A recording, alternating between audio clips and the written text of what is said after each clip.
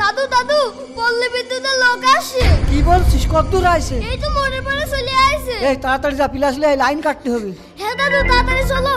আল্লাহ, আজকে ধরা পড়লে নিশ্চিত 10 বছরের জেল। স্যার, এই এলাকায় 20টা বাড়ির ভিতর 25টা বাড়ি চুরাই লাইন আছে।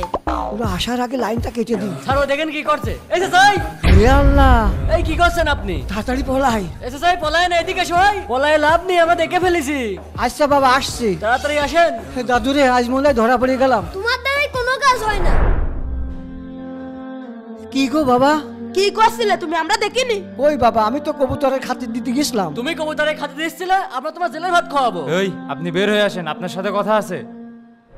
স্যার, আমি তো গরিব মানুষ, এবারের মতো মাফ করে দেওয়া যায় না? মাফ করবো মানে? আপনি জানেন আপনি রাষ্ট্রের কত বড় একটা ক্ষতি করেছেন? এই দাঁড়ান, ছাড়েন ওনাকে।